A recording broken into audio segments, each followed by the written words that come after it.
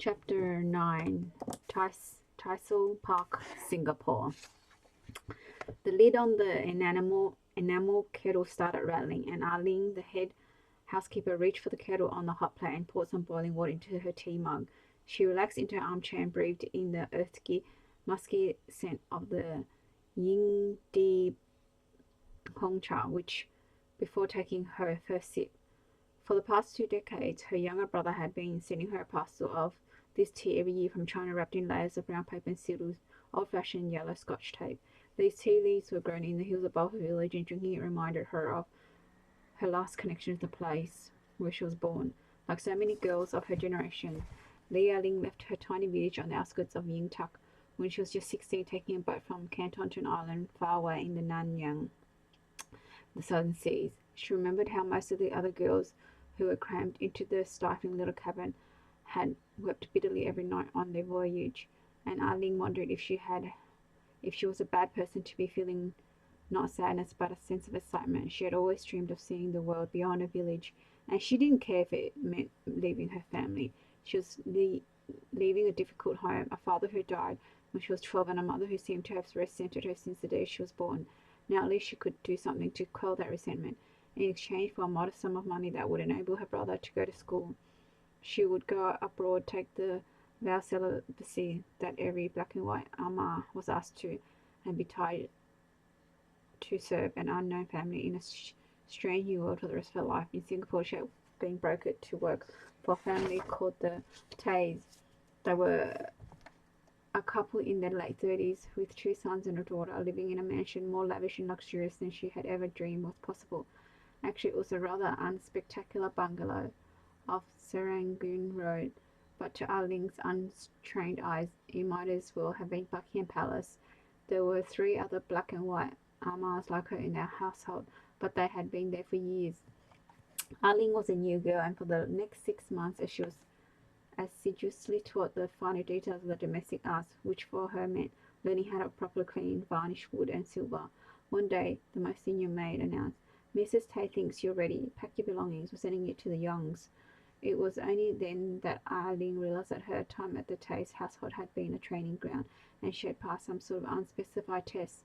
Alan, the junior maid who had been there 10 years, said to her, "You are very lucky you were born with a pretty face, and you've proven yourself good at polishing silver. So you get to work at the big house now, but don't let your hair get too big over this." Arlene had no idea what that meant. She couldn't imagine a bigger mansion than the one she was already in.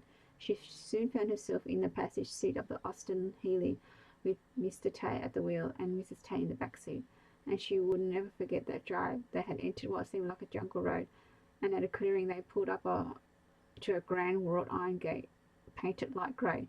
She thought she was dreaming, so suddenly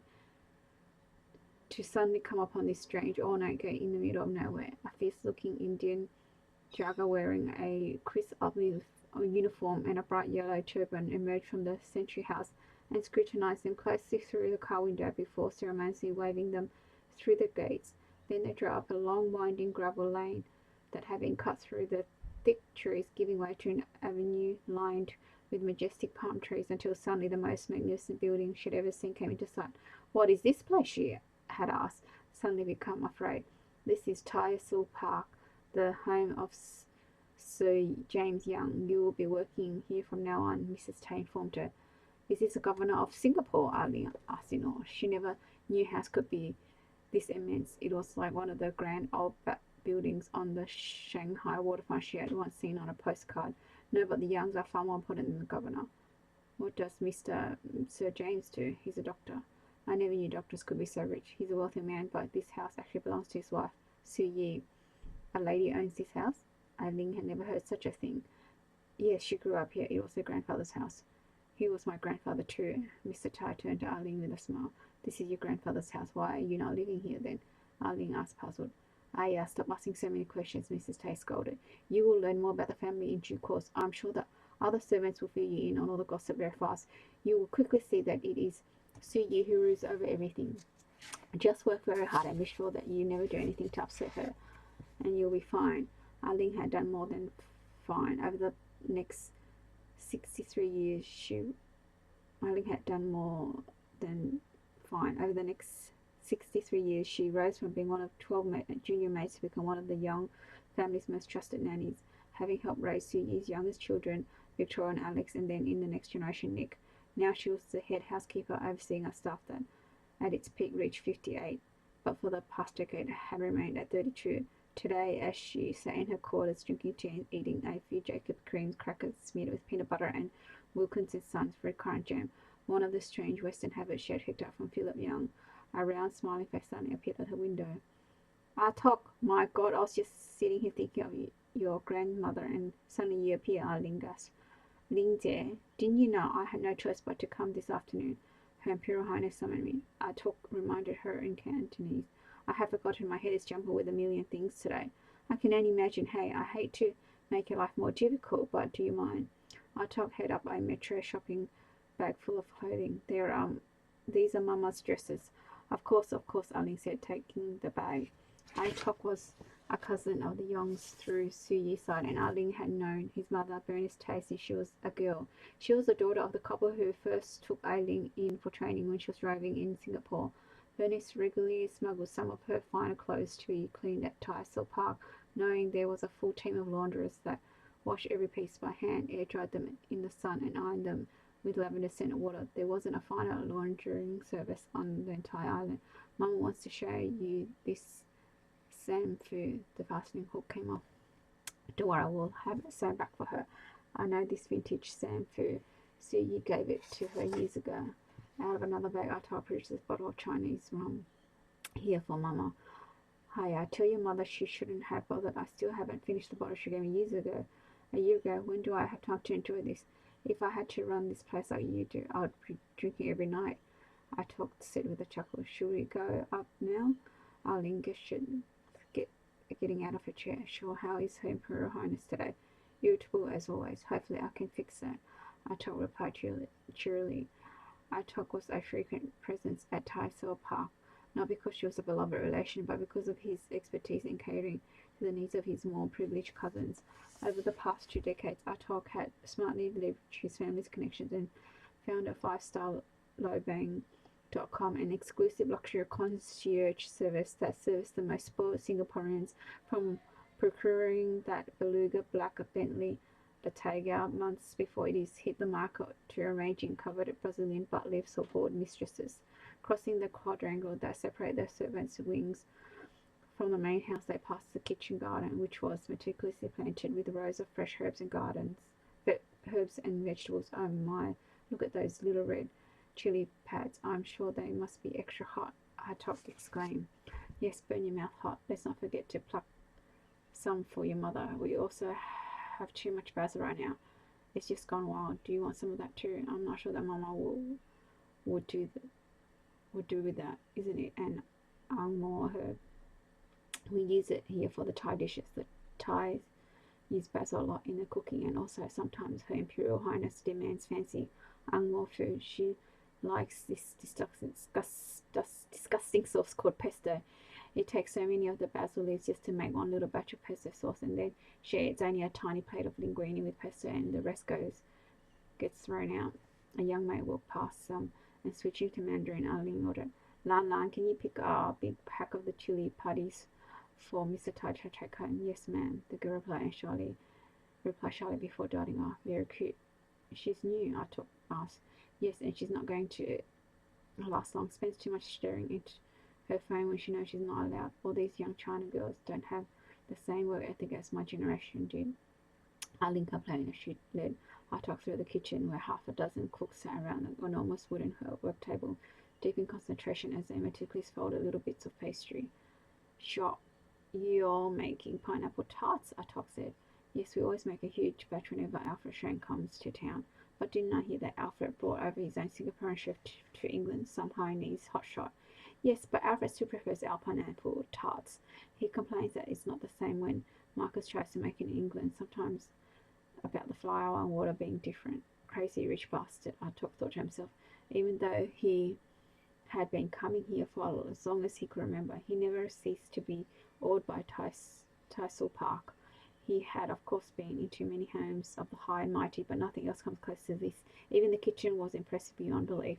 A series of cabinet spaces with vaulted ceilings, walls covered in beautiful Maloljuka tiles, and rows of shimmering copper pans and perfectly seasoned wok hanging over the gigantic Aigai stoves. It looks like the kitchen of some historic resort hotel in the south of France. Artaud remembered a story his father had told him. Back in the old days before the war, Gong Gong loved entertaining. There used to be parties for 300 people every month at Tyersall Park, and we lesser children weren't allowed to attend, so we used to peer down at the guests from the upstairs balcony in our pajamas.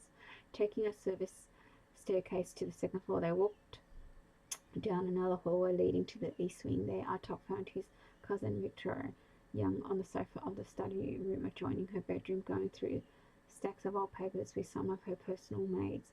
Victoria was the only one of Suyi's children who still lived at Tyersall Park, and in many ways she was even more imperious than her mother, hence her Imperial Highness, the nickname Artaud had Marlene used behind her back. Artaud stood in the room for several minutes, seemingly ignored. By now, he should be used to this kind of dismissive treatment, since his entire family had for 3 generations basically served as glorified helps to these cousins, but he nevertheless felt a bit insulted. Lincoln, you're early. Victoria finally looked up for a moment to acknowledge his presence, calling Artaud by his English name, as she ruffled through a set of his blue aerogram letters. These can be shredded, she said, handing them off to the maid, who immediately fed them into the paper shredder. Victoria's severe chin-length bobbed hair was looking frizzier and grey than ever. Artaud wondered if she had ever heard of their hair conditioner. She was wearing a white lab coat stained with paint marks over a polyester leopard print blouse and what appeared to be white silk pajamas pants. If she wasn't born a young, everyone would think she was an escapee from Woodbridge. Fed up with waiting, Artaud tried to break the silence. That looks like a ton of paperwork. Mummy's personal paper. She wants everything destroyed.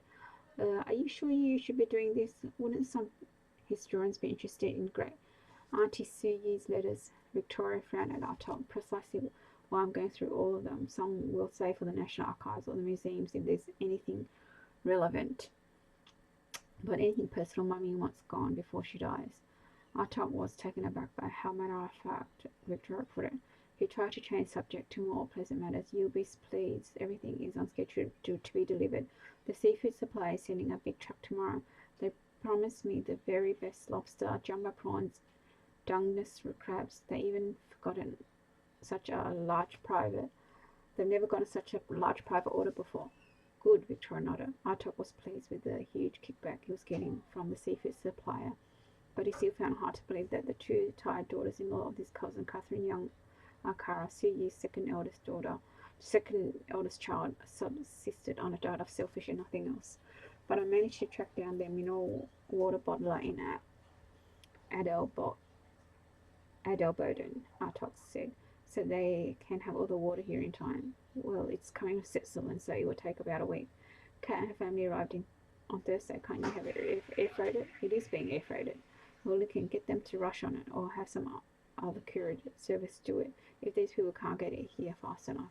It's going to cost a fortune to have 500 gallons of bottled water flowing overnight, Artaud exclaimed. Victoria gave him a look that said, do I look like I give a damn how much it costs? In moments like these, Artaud couldn't believe he was actually related to these people. For the life of him, he could not imagine why the Akaras needed to have special mineral water from some obscure spring in the Bernese Oberland flown in just for them. Was it Singapore tap water? Red one, the best in the world, good enough for those people? Or Perrier, for fuck's sake? Were these delicate Tyrols going to drop dead if they had to drink Perrier? How are things coming along with the groom? Victoria asked.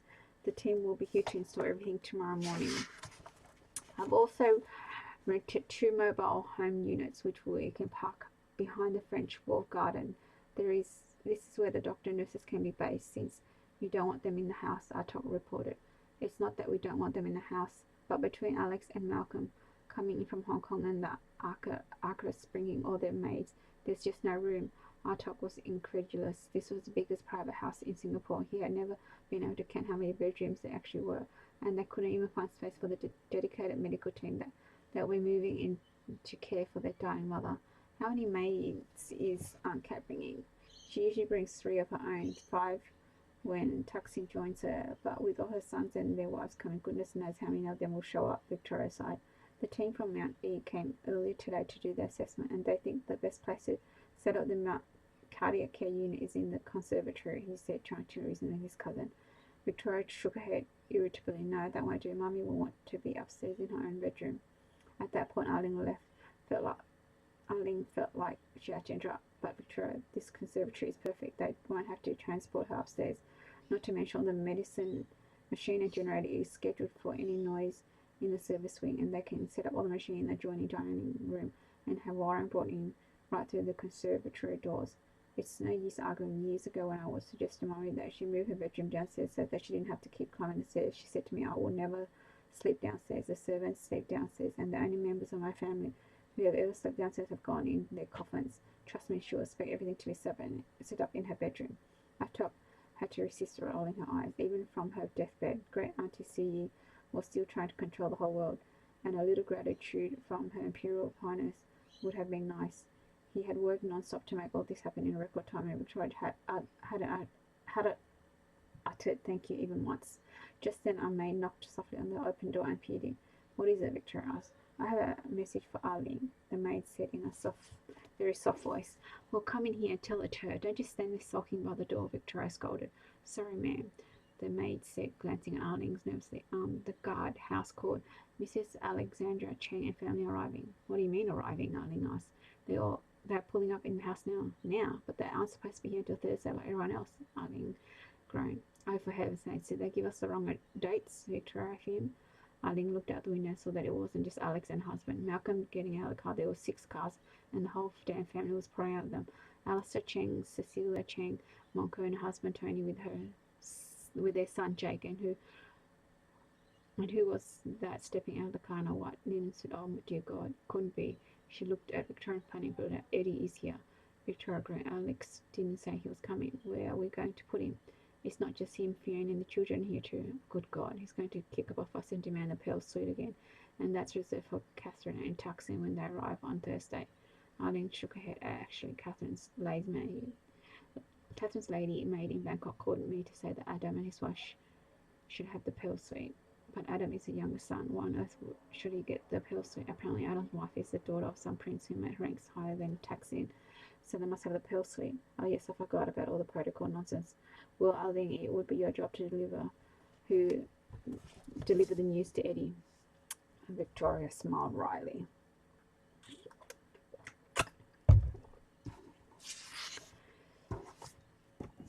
Chapter 10.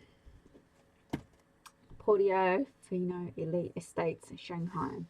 Lined up in perfect military precision on the steps of the monolithic granite and concrete structure were 6 attendants. Back in the days when Coliping was the mistress of the house, thanks to indulgent Father Jack, the staff had been clad in chic black t-shirts and black jeans from James Perse. But ever since Kitty Pong Tai Bing had taken over the grand residence at the heart of Portofino Elite Estate, she had outfitted the men in black tie butler uniform and the woman in classic black and white French maid outfits.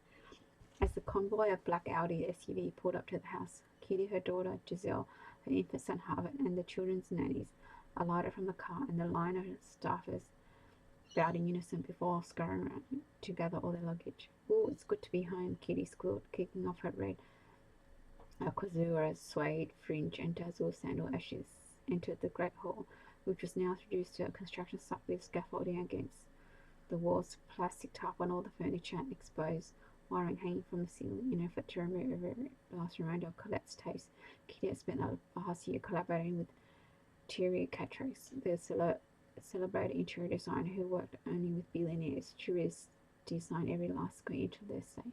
"Where is my husband?" Kitty asked Laurent, the estate manager she had poached from some tech mogul estate in Kona to replace Wolsey, Colette's British butler, who had also once worked for Princess Michael of Kent at Kensington Palace. "Mr. Bing is having his daily massage, madam." Kitty headed over to the spa pavilion and descended the steps to the subterranean swimming pool encircled with carved marble pillars. As she walked down the lacquered cinnabar passageway leading to the treatment room, she smiled at the thought of all the this coming down to? Colette Hammond-inspired Turkish spa was going to be transformed into a futuristic Egyptian fantasy spa. Inspired by the movie Stargate, it was her own idea. Kitty entered the treatment room, illuminated by scented candles, and found Jack lying face down on the massage bed. The scent of frankincense permeated the air as Celine Dion played softly in the background. One of the female therapists was doing reflexology on Jack's feet, while another walked precariously along his spine as if it were on a tightrope, grasping on elaborate lattice of poles affixed to the ceiling in order to ensure the precise amount of body weight on his aching muscle.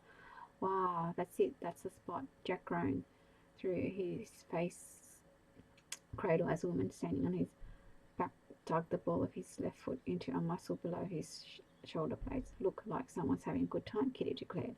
Yeah, yes, you're home. I thought I'd find you waiting to welcome me. When I heard the plane was delayed coming, I thought I'd all get my massage first. The stupid French officials delayed our takeoff for 2 hours because of some idiotic bomb scare. They wouldn't even let me into our plane, so I was stuck in the Garcia terminal with the public. Kitty pouted as she stretched out on the public chaise lounge next to Jack. I'm so sorry you had to be with the public, baby love. Did you have a good time in Paris? I sure did. Did you know what happy news I heard when I was there? Ah, gentle there. What? You'll be pleased to know that your daughter is finally getting married, Kitty said, her voice dripping with sarcasm. Jack let out a slow grunt. Really? Yes, and to an Englishman, but of course you already knew. How would I? Colette hasn't spoken to me in almost 2 years, not since our wedding. You just don't seem overly surprised. Why would I be surprised? She was bound to get married at some point. But to an Englishman, well, Carlton Bell stopped talking to her, and Richard Yang wouldn't have her, so I think her options in China became quite limited. What is this fella's story? He's a nobody. Some non-profit lawyer who wants to save the planet. I suppose your ex-wife will have to support the both of them forever. Do you know what else I heard? Colette's wedding gown cost $2 million. That's absurd. Is it made of gold? Actually, there are gold chips sewn into it, and it's encrusted with precious stones. It's totally outrageous, Kitty said as she sniffed a glass container of body lotion placed on the side table and began rubbing some on her arms. Well, I suppose she can do whatever she wants with her money. But I thought you cut her off completely. Jack went silent for a minute and suddenly groaned. Oh, why does that hurt so much? The therapist kneaded a point on his foot with his thumb and forefinger and sternly pronounced, "Sir, this is your gallbladder.